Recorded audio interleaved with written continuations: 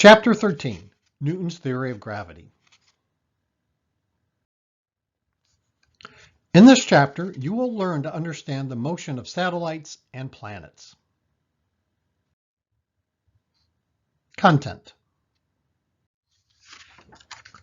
In ancient times, the Earth was considered flat. It does not take much effort when you go out to sea or go to Kansas that the Earth looks flat. We want to explore the validation or contradiction of this appearance. In other words, is there any evidence that supports or contradicts the flat Earth idea? The ancient Sumerians, Babylonians, and Mesopotamians all had a flat Earth belief. In Mesopotamian mythology, the Earth was a flat disk floating in an ocean surrounded by a spherical sky. Aristotle was an ancient Greek philosopher and scientist, one of the greatest intellectual figures of Western history. He was the author of a philosophical and scientific system that became the framework and vehicle for both Christian scholasticism and medieval Islamic philosophy. Even after the intellectual revolutions of the Renaissance, the Reformation, and the Enlightenment, Aristotelian concepts remained embedded in Western thinking. His influence in science lasted until the time of Galileo, some 1500 years.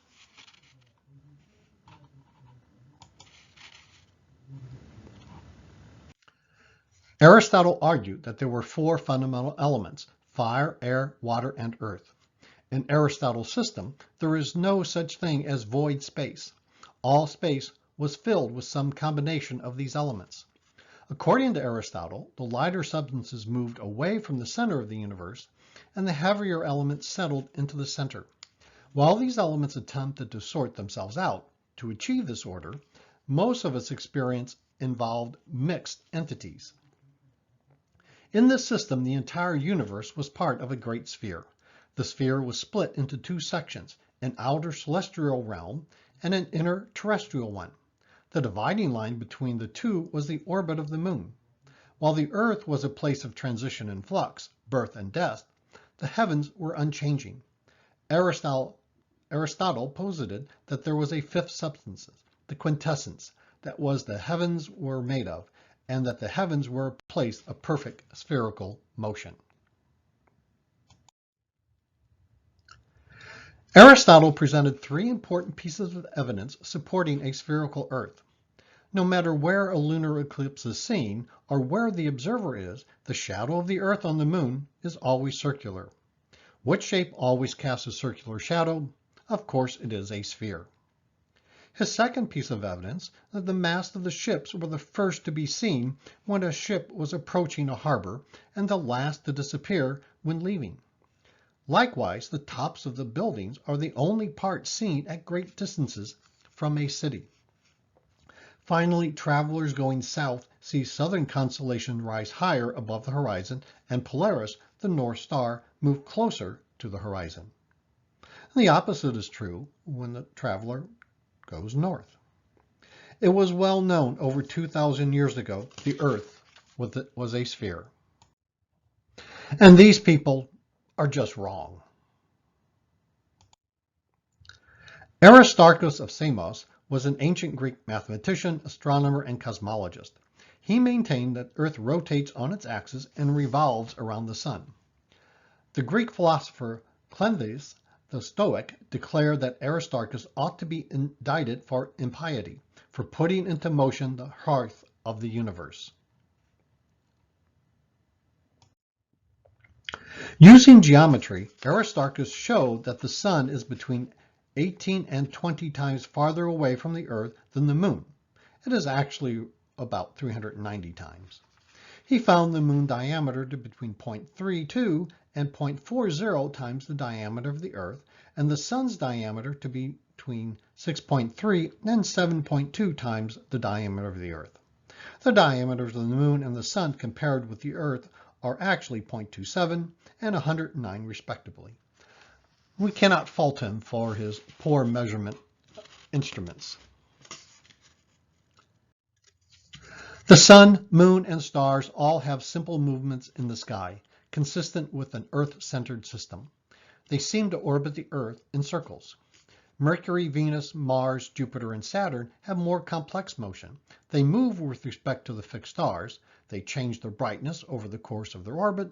They seem to change their speed as they orbit, and they occasionally reverse direction, called retrograde motion. Ptolemy was a Greco-Roman writer of Alexandria, known as a mathematician, astronomer, geographer, astrologer, and poet. His Almagest is the only surviving comprehensive ancient treatise on astronomy. In it, Ptolemy derived geometrical models for celestial phenomena. The Ptolemaic system is a description of the cosmos where Earth is at the orbital center of all celestial bodies. The universe consisted of a set of nested spheres in which he used the epicycles to predict positions of objects. Ptolemy estimated the Sun was an average distance of 1,210 Earth radii away, actually 23,250, while the radius of the sphere of the fixed stars was about 20,000 times the radius of the Earth. Ptolemy's model of the solar system put the Earth at the center of the universe. This worked reasonably well, but for the planets Mercury, Venus, Mars, Jupiter, and Saturn, the model did not completely describe all the motions seen. To explain the observed motions, Ptolemy introduced epicycles, deferents, and the equant into the model. Ptolemy restricted the motion to circles, a planet orbit on a circular epicycle whose center orbited the Earth on a larger, perfect circle. This did a reasonable job of predicting the positions of the planets. Lots of epicycles were needed to accurately track planetary motions, especially retrograde motion. This is Ptolemy's model. Nicholas Copernicus was a German mathematician and astronomer who formulated a heliocentric model of the universe. His book, De Revolutionibus Orbum Coelestium, on the revolutions of the celestial spheres, was published just before his death in 1543.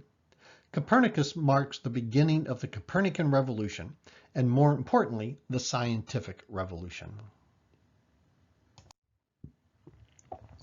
Copernicus's model can be summarized as 1. There is no one center of all the celestial circles or spheres. 2. The center of the Earth is not the center of the universe, but only of gravity and of the lunar sphere. 3. All the spheres revolve about the Sun as their midpoint, and therefore the Sun is the center of the universe. The ratio of the Earth's distance from the Sun to the height of the firmament, outermost celestial sphere containing the stars, is so much smaller than the ratio of the Earth's radius to its distance from the Sun that the distance from the Earth to the Sun is imperceptible in comparison with the height of the firmament. 5. Whatever motion appears in the firmament arises not from any motion of the firmament, but from the Earth's motion.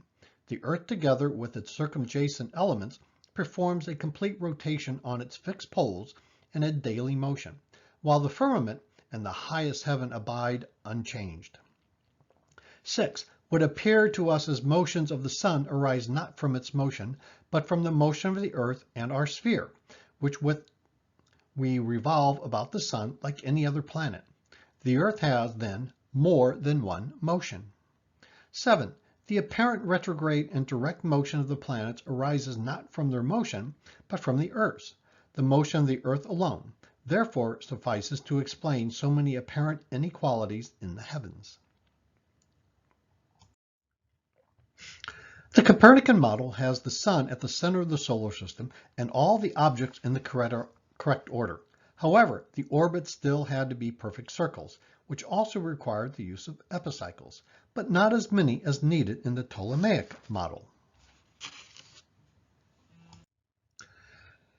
Copernicus was able to explain the retrograde motion as a simple projection effect. How does this projection effect work? You can test it for yourself the next time you pass a car on the highway. As you approach a slower car, it is clearly moving in the same direction you are. As you pull alongside and pass it, however, from your vantage point, the car appears to move backwards for just a moment. Then, as you pull ahead of it, the car appears to resume its forward motion. The same thing happens as the Earth passes the slower moving outer planets. When we pass Jupiter or Mars or Saturn, for example, these more outward planets in orbit, which move more slowly than the Earth in its orbit, appear to reverse course in our sky for a couple of months. Tycho Brahe was a Danish nobleman known for his accurate and comprehensive astronomical and planetary observations. In his De Nova Stella, On the New Star, of 1573, he refuted the Aristotelian belief in an unchanging celestial universe. His precise measurements indicated that new stars, supernovae, lacked the parallax expected and were therefore not atmospheric, tailless comets, as previously believed, but were above the atmosphere and the moon. Using similar measurements, he showed that comets were not atmospheric phenomena and must pass through the supposedly immutable celestial sphere. In Tycho's model, the Earth was the center of the solar system, but the Sun and the Moon went around the Earth, and the other planets went around the Sun. Tycho also required the use of epicycles to accurately predict the positions of the planets. From 1570 to 1600, Tycho Brahe compiled observations of stars and planets and noted how the planets Mercury, Venus, Mars, Jupiter, and Saturn moved through the sky. His mathematical assistant, Johannes Kepler, analyzed Brahe's data and discovered 3 laws that the planets obey as they orbit the Sun. Kepler's first law, planetary motion. Planets move in elliptical orbits with the Sun at one focus of the ellipse. Kepler's second law of planetary motion. A line drawn between the Sun and a planet sweeps out equal areas during equal intervals of time. This law really says as a planet is closer to the Sun, it must move faster than it in its orbit. When it is farther from the Sun, it moves more slowly. Kepler's third law of planetary motion. The square of the planet's orbital period is proportional to the cube of the semi-major axis length.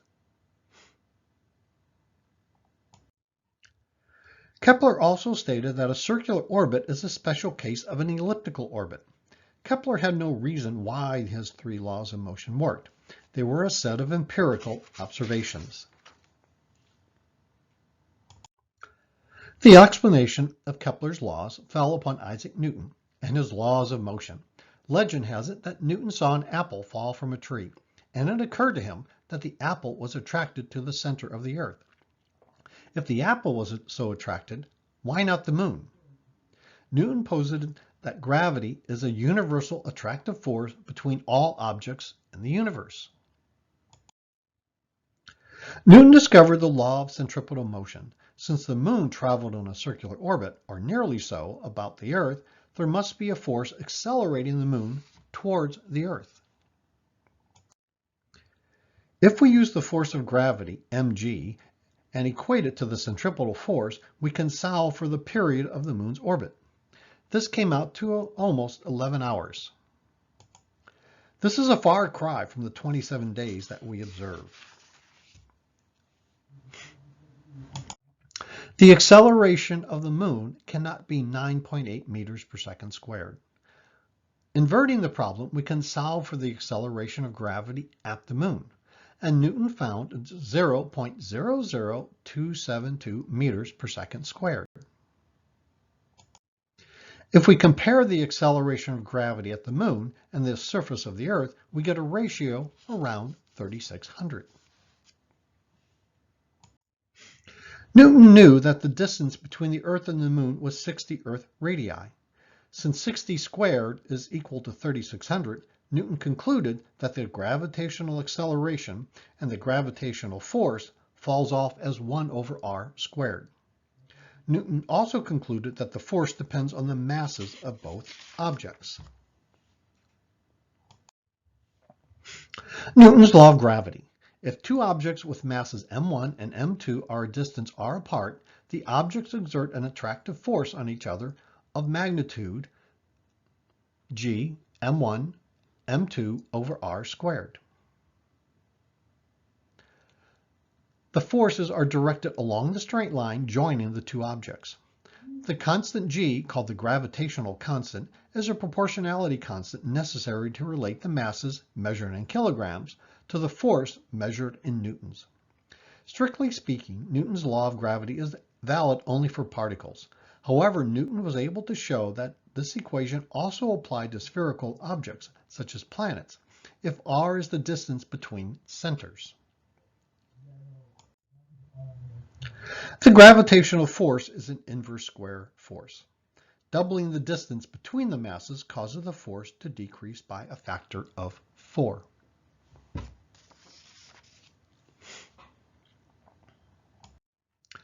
Since g is so small, it means that the attractive force between two 1 kilogram masses whose centers are 1 meter apart is 6.7 times 10 to the minus 11 newtons.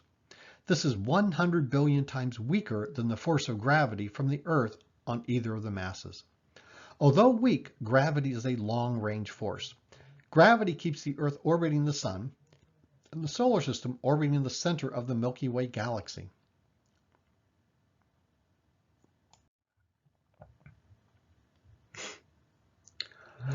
Pause the video to think about the question.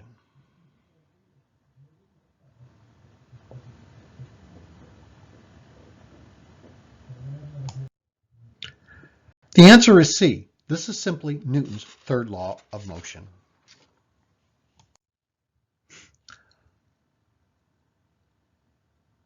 Pause the video to think about the question.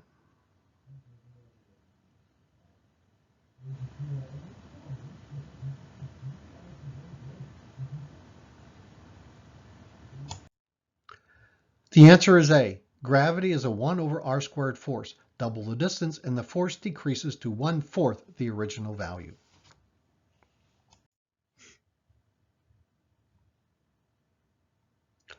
Pause the video to think about the question.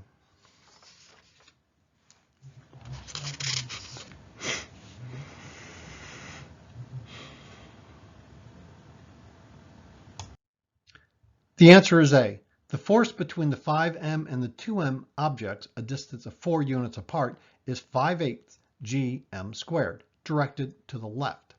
The force between 2m and 1m objects, a distance 2 units apart, is 1/2 gm squared, directed to the right. The drawing at the bottom is a little wrong. Since the force to the left is greater than the force to the right, the net force must be to the left.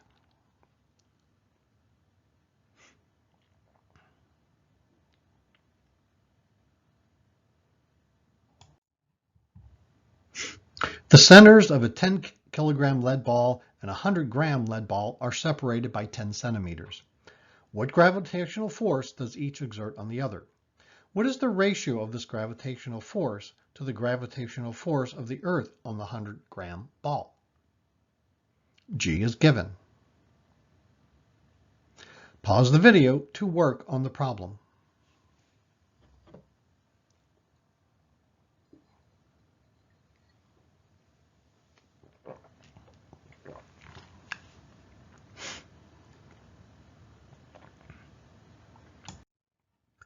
Assume the two lead balls are spherical masses. Newton's law of gravity gives 6.7 times 10 to the minus 9 newtons.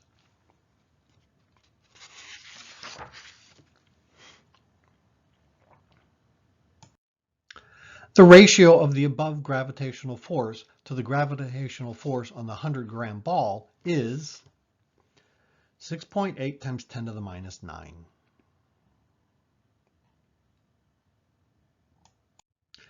Newton's law of gravity depends on a rather curious assumption.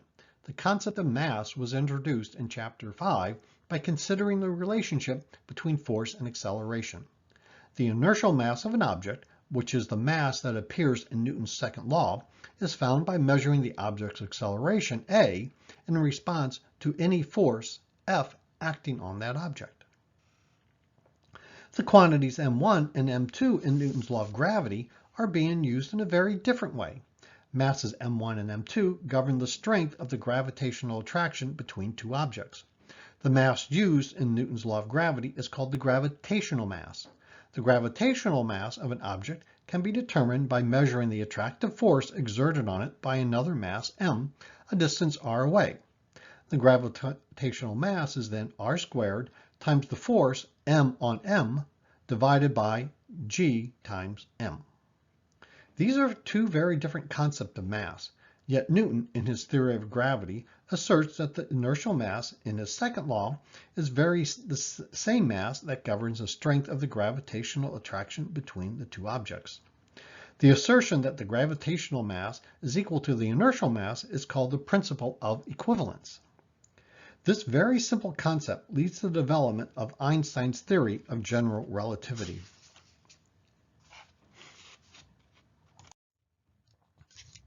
Now let's consider Newton's theory of gravity. It consists of 1. A specific force law for gravity, 2. The principle of equivalence, and 3. An assertion that Newton's three laws of motion are universally applicable. These laws are as valid for heavenly bodies, the planets and stars, as for earthly objects.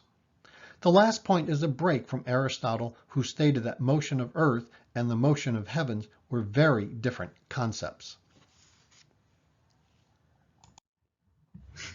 The familiar equation, F sub g equals mg, works well when an object is on the surface of a planet, but mg will not help us find the force exerted on the same object if it is in orbit around the planet. Neither can we use mg to find the force of attraction between the Earth and the Moon. Newton's law of gravity provides a more fundamental starting point because it describes a universal force that exists between all objects. According to the principle of equivalence, the force exerted on an object at the surface of the Earth, its weight, must be equal to the gravitational force between the two objects. Equating these two concepts gives a relation for little g when the separation of the masses in Newton's law of gravity is equal to the radius of the planet. The surface gravity is the gravitational constant times the mass of the parent object, the Earth for instance, divided by the radius of the parent object squared.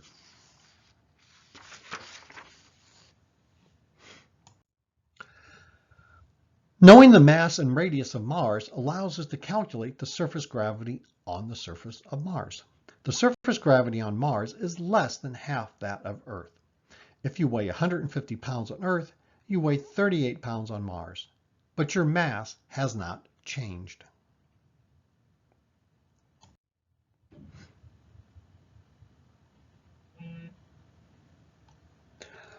Pause the video to think about the question.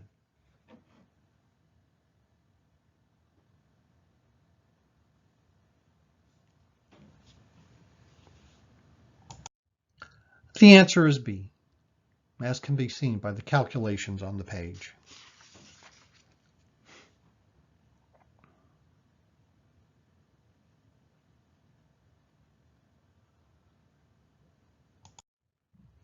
In general, little g can be found using Newton's law of gravity, where little r is the distance an object is from the center of the Earth. A satellite orbits the Earth at a height h above the Earth's surface. The value of g at height h above the sea level is the gravity at the surface divided by 1 plus h divided by the radius of the Earth, all squared.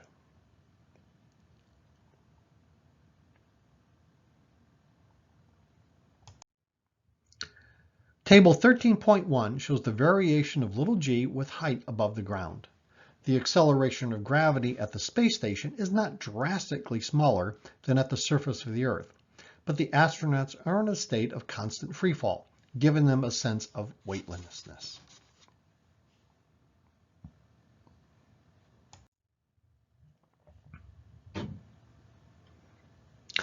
Pause the video to think about the question.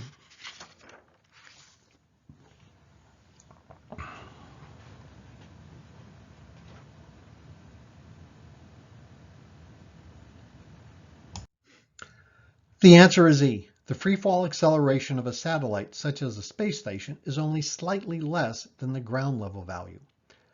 An object in orbit is not weightless because there is no gravity in space, but because it is in freefall. Planet Z is 10,000 kilometers in diameter. The free fall acceleration on planet Z is 8 meters per second squared. What is the mass of planet Z, and what is the free fall acceleration 10,000 kilometers above planet Z's north pole? Pause the video to work on the problem.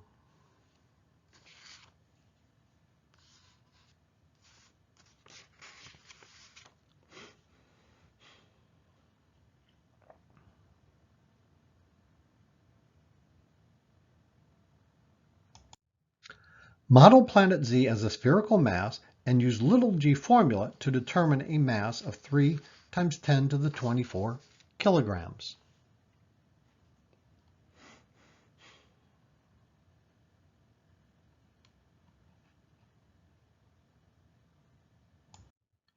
Let h be the height above the North Pole. Thus, little g at 10,000 kilometers above the North Pole is 0.89 meters per second squared.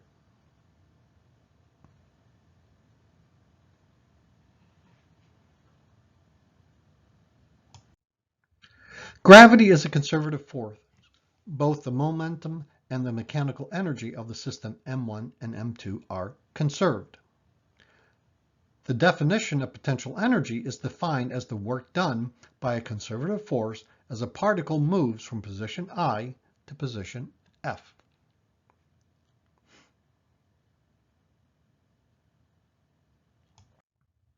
The energy required to move an object of mass m in from infinity to a distance r from an object of mass m can be found to be minus g m little m divided by r.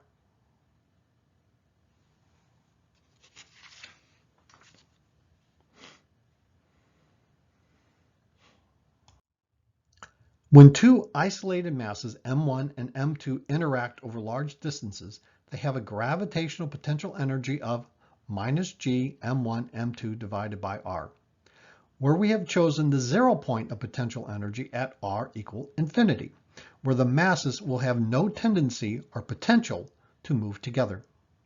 Note that this equation gives the potential energy of masses m1 and m2 when their centers are separated by a distance r. We need to choose the point where u equals 0. We would like our choice to be valid for any star or planet, regardless of its mass and radius. This will be the case if we set u equals 0 at the point where the interaction between the masses vanishes. According to Newton's law of gravity, the strength of the interaction is 0 only when r is equal to infinity. Two masses infinitely far apart will have no tendency or potential to move together, so we will choose to place the 0 point of potential energy at r equal infinity. That is, u at r at infinity is equal to 0. This choice gives us the gravitational potential energy of masses m1 and m2. The graph shows u sub g as a function of the distance r between the masses. Notice that it asymptotically approaches 0 as r goes to infinity.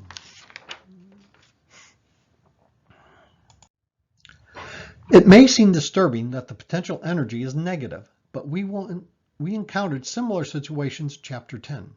All a negative potential energy means is that the potential energy of the two masses at separation r is less than their potential energy at infinite separation. Only the change in u has a physical significance, and the change will be the same no matter where we place the 0 of potential energy. Suppose two masses a distance r1 apart are released from rest. How will they move? From a force perspective, you would note that each mass experiences an attractive force and accelerates toward the other. The energy perspective tells the same thing. By moving towards smaller r, that is, r1 goes to r2, the system loses potential energy and gains kinetic energy, while conserving mechanical energy. The system is falling downhill, although in a more general sense than we think about on a flat Earth.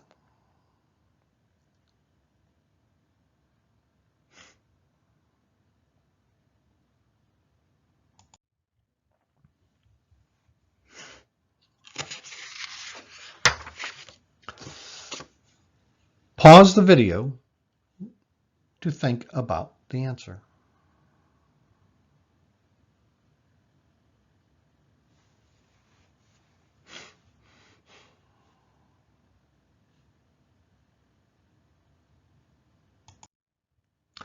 The answer is A.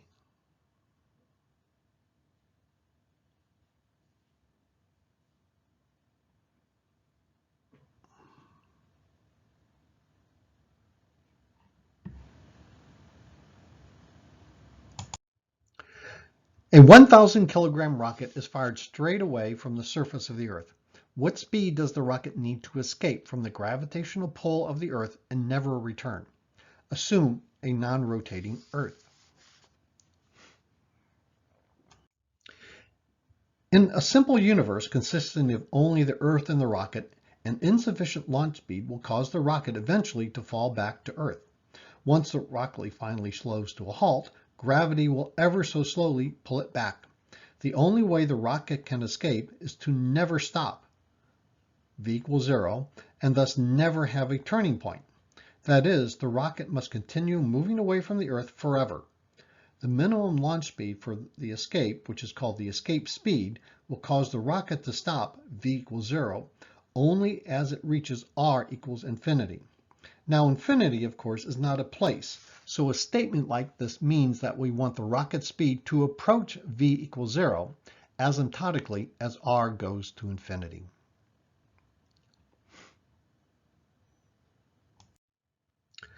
Energy conservation, K2 plus U2 equal K1 plus U1, and the fact that both the kinetic and the potential energy are 0 at r equals infinity, gives an escape speed of 11,200 meters per second.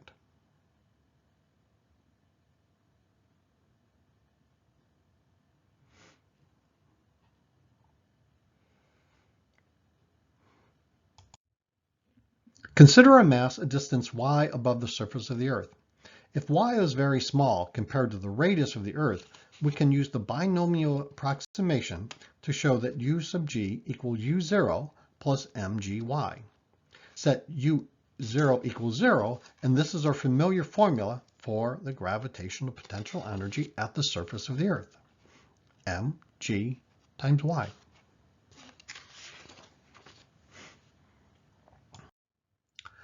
A less than successful inventor wants to launch small satellites into orbit by launching them straight up from the surface of the Earth at very high speed. With what speed should he launch the satellite if it is to have a speed of 500 meters per second at a height of 400 kilometers? Ignore air resistance. By what percentage would your answer be in error if you used a flat Earth approximation? Mechanical energy is conserved if we ignore drag. This is the pictorial representation of the problem, showing all of our known quantities.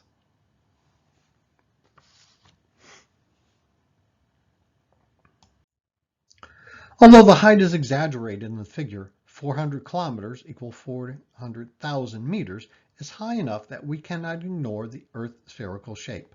The energy conservation equation K2 plus U2 equal K1 plus U1 gives a launch speed of 2,770 meters per second.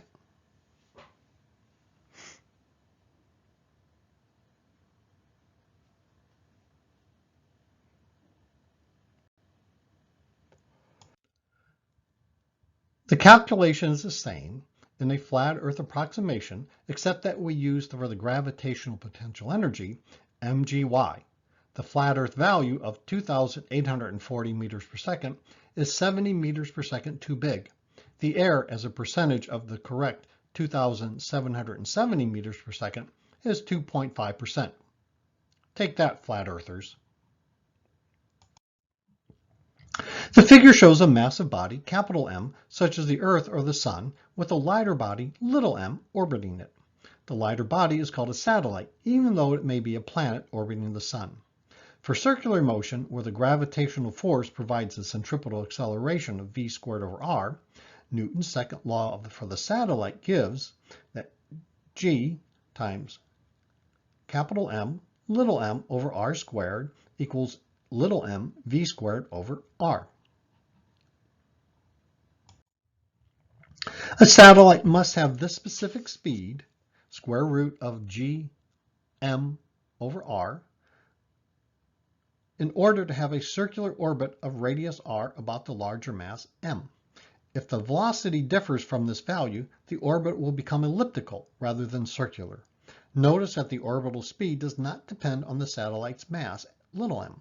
This is consistent with our previous discovery for motion on a flat Earth, that motion due to gravity is independent of the mass.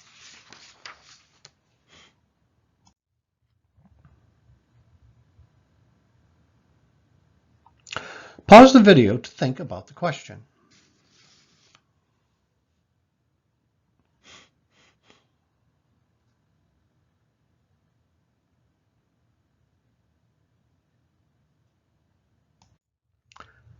Same orbit, same speed, independent of mass. The answer is C.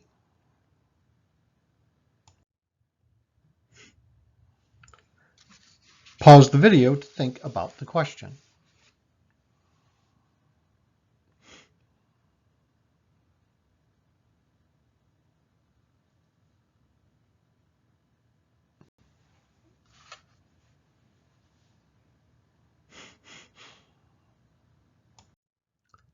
The answer is B.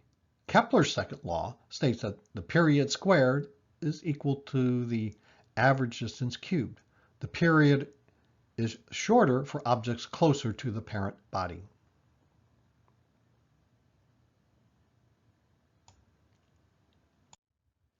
A small supply satellite needs to dock with the International Space Station. The ISS is in a near circular orbit at a height of 420 kilometers. What are the speeds of the ISS and the supply satellite in this orbit? Despite their different masses, the satellite and the ISS travel side by side with the same speed. They are simply in free fall together. The orbital speed is 7,660 meters per second.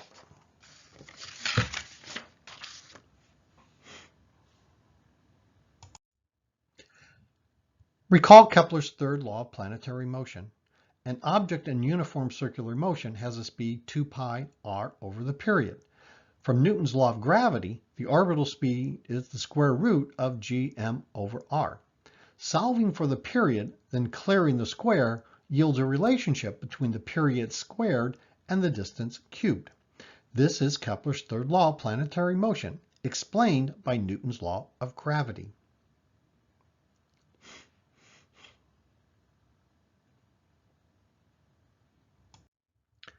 This table gives planetary information, period, mass, radius, and mean distance from the Sun for objects in the solar system.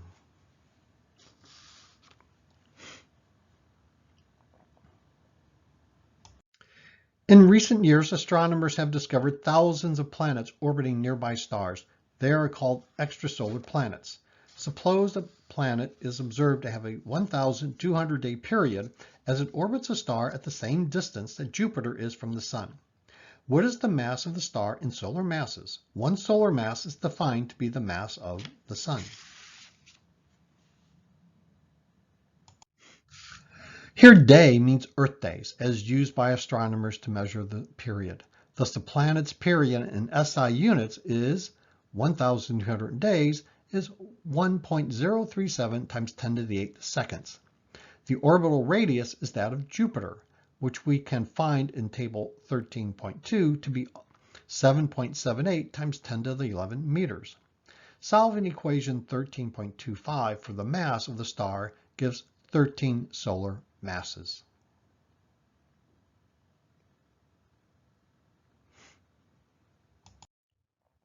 Recall Kepler's second law of planetary motion. The gravitational force exerts no torque, so the satellite's angular momentum, L, is conserved as it orbits. It can be shown that the area swept out in unit time is L divided by 2 times little m, which is a constant for any satellite.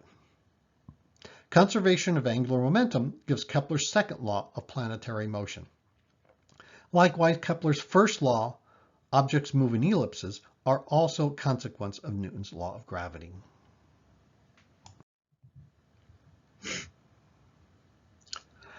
Pause the video to think about the question.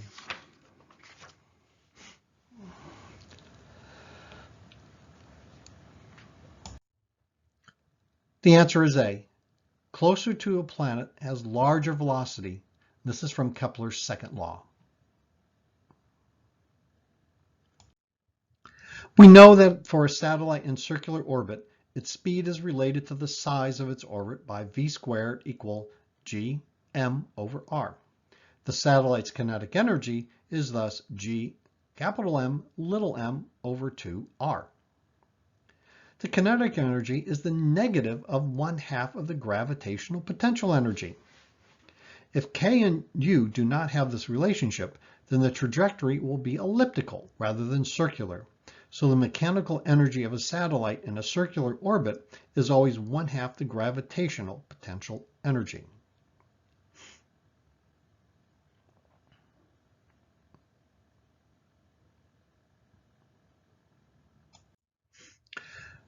The figure shows the kinetic potential and total energy of a satellite in a circular orbit. Notice how for a circular orbit, the mechanical energy is 1/2 times the gravitational potential energy. The gravitational potential energy is negative, hence the total mechanical energy is also negative. Negative total energy is characteristic of a bound system, a system in which the satellite is bound to the central mass by the gravitational force and cannot get away. The total energy of an unbound system must be greater than or equal to 0 because the satellite can reach infinity, where U equals 0, while still having kinetic energy. A negative value of the mechanical energy tells us that the satellite is unable to escape the central mass. It requires positive energy in order to lift the satellite into higher orbit.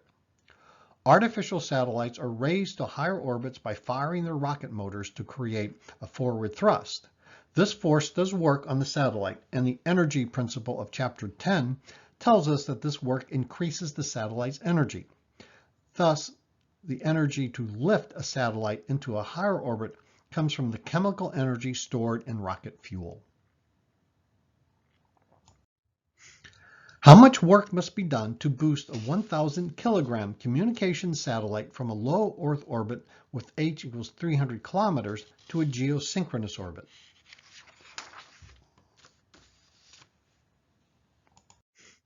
The required work is equal to the change in mechanical energy of the satellite. The change in mechanical energy is 1/2 the change in the gravitational potential energy. The initial orbit is the radius of the Earth plus 300 kilometers. The radius of a geosynchronous orbit is 4.22 times 10 to the 7 meters. Thus, the energy required to change orbits is 2.52 times 10 to the 10 joules.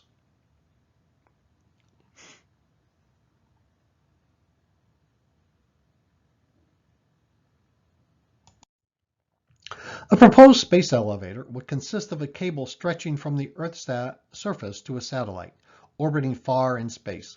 This would keep the cable taut. A motorized climber would slowly carry rockets on to the top, where they could be launched away from the Earth using much less energy. What would be the escape speed for a craft launched from space elevator at a height of 36,000 kilometers? Ignore the Earth's rotation. Pause the video to work on the problem.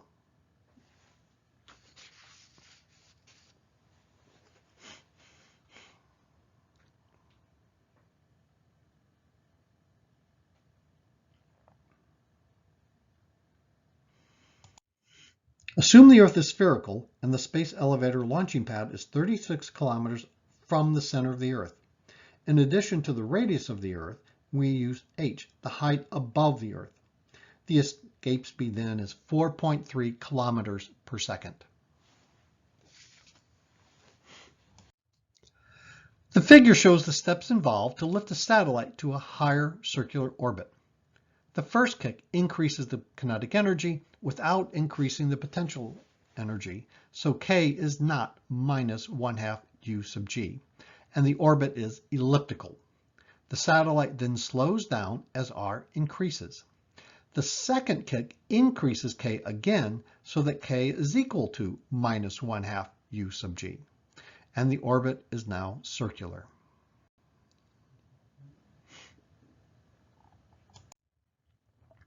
You are the science officer on a visit to a distant solar system.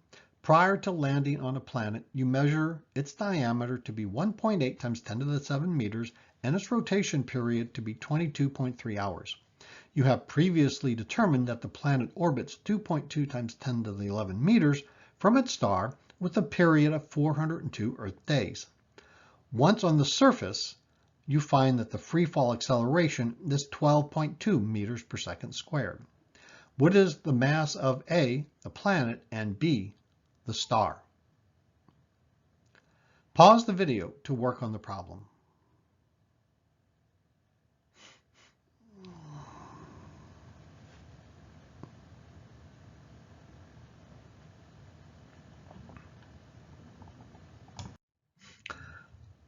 Model the star, labeled S, and the planet, labeled P, as spherical masses.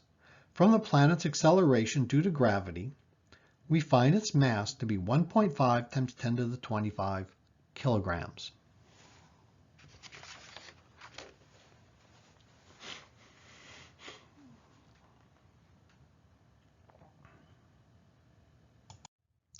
From the planet's orbital period, we find the mass of the star to be 5.2 times 10 to the 30 kilograms.